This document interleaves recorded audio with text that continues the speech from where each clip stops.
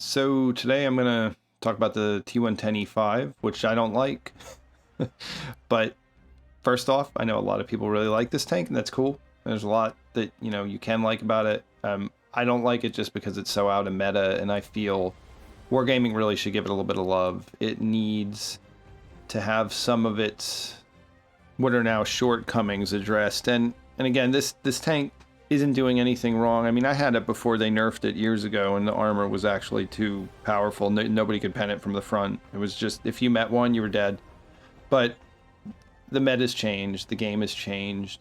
Super Conquerors, QLs, 5As. I mean, these tanks, you probably could argue that it's not that the, E5 needs to be buffed. It's that these tanks need to be brought down a bit, which I wouldn't really disagree with. I think they're overpowered. So the thing is, you can really make it work though, because the armor with the the turret, even the cupola, which was nerfed years ago, it's still not auto pen. If you get a little bit of an angle, the rounded American hull can absolutely infuriate people shooting at you. I mean, things that should pen don't. I think the mobility is not as good as it used to be in comparison. I would like to see it probably like 5 kilometers more an hour. But, again, you can make this thing really, really sing. The cannon's great. The DPM is good.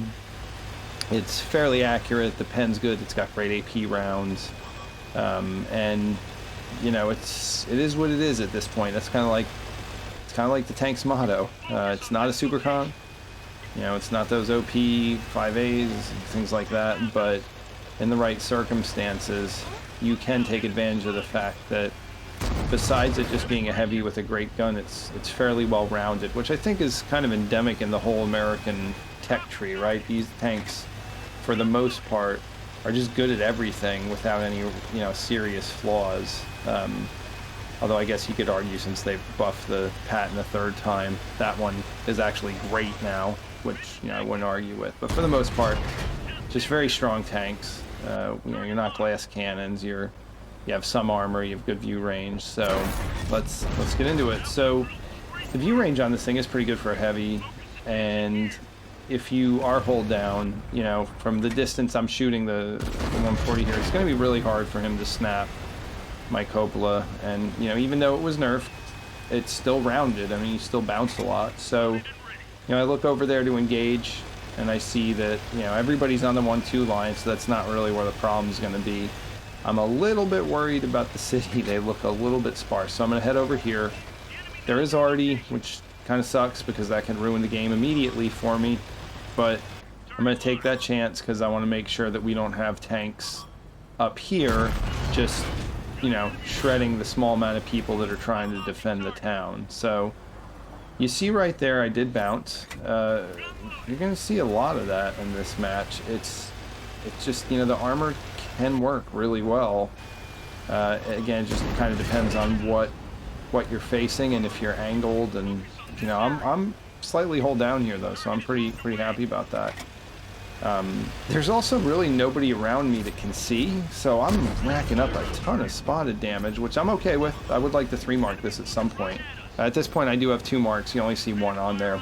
This video's a little while ago, but so I like my position. I look around and see that.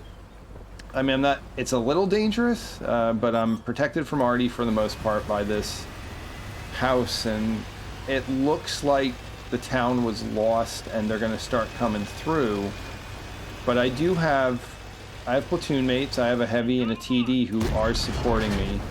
They are going to be taking shots if something that I spot, shows them some skin, so to speak. So I've been watching this Valor. I'm not super concerned about the Valor, not to be rude. I do load heat for the Oho because I just need to get him out. I don't want to be 3v1. That doesn't matter how skilled or unskilled the Valor is. That's just not going to go well.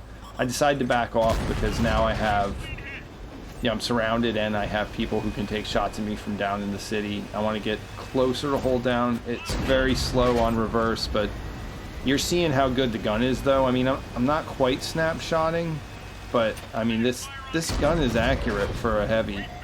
And the gun feels really good, and I don't know how to explain that other than like you shoot it and you're like, oh, that's nice. It's got some heft to it. So, you know, this guy's peeking a little bit. He's not necessarily looking at me. I'm still a little bit worried about the Valor and the folks inside of the city. He's backing up though, so I'm gonna make him pay for it. I'm not even sure he's aware that I'm here. I mean, God bless him, he's doing his thing. That's actually a pretty solid tank, but since I have side shots in the turret, I'm not, you know, I know I can pen him. So that was a kind of lucky track. That really sunk low. But what I want to do is keep him spotted so that my team can take him out, and then I can focus on the city. There's still a lot of damage on the table, a lot of big heavies, and what I don't want is to go into the city and have the VK pop up somehow, and you know, again, then I'm outnumbered. So I look back and see that we have some action going on over here. I you know, track him. Doesn't really help. So yeah, the gun's not perfect, but it is pretty good. So take him out. Type 57 heavy I want nothing to do with, and he's kind of in the ditch anyway, so I'm going to avoid engaging with him. We have still plenty of people on the 1 through 3 line, so I'm pretty sure they can handle it. Again, showcasing that gun. You really can rely on the gun to make shots. You don't have to sit there and aim for 4 days. Unfortunately, that teammate has died, but, you know, poor little Udez. He was trying so hard. I don't know if he had the stock gun. I never really saw him, but he was shooting at me all match, just helping me with my you know, blocked damage. The 277 is kind of out of luck here because I can see him and other people can see him. There's, you know, there's not much you can do. So now my nemesis, the Valor, shows up. Who, you know, again, I'm not making fun of the guy saying I don't think he's good. I just didn't see strong play, and he never really pushed me, so I just wasn't worried about him. You know, some more huge assist damage there, but I need to take this guy out. Now he's a threat. The Valor is a super strong tank. It reloads a little slower than, you know, like the Super Conqueror, for instance, so I'm just gonna push him. I know I can out DPM him. He makes a big mistake here. He really leaves his side open for a large chunk of that engagement, and you know, I didn't even have to load heat for that. Again, the AP on this is quite good, you know. So there, I did hit him, but I bounced. So now I'm gonna load heat because this guy is heavily armored, and Artie's shooting at me because Artie is, you know, we won't get into the Artie discussion for this. They're somehow struggling with this Type 57 heavy, and I don't really care about the object that's down there at this point because he's so isolated. So I'm gonna try and get something in on this guy, but you know, the team just slaughters him. It's good stuff.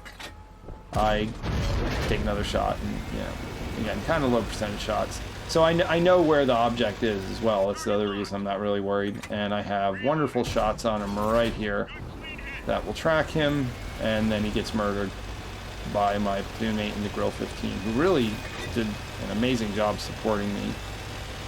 So he did a couple thousand damage, and I think most of it went right into my assist. So now we're going to hunt down the piggy. And yeah, that match worked out well, in my opinion, because one, I had support, and two, I didn't press my luck. I kept it below the ridge line. I moved back when I felt I was going to get overmatched. You know, it was going to be 2v1 or 3v1. It doesn't matter how weak the players are. They should beat you in that situation. All it takes is one track, a quick repair, and another track, and you're screwed. Then they can just shoot at you at their leisure. So, you know, 11, almost 12,000 combined damage and M-Badge in this tank. And it's a great example of when everything kind of comes together for it.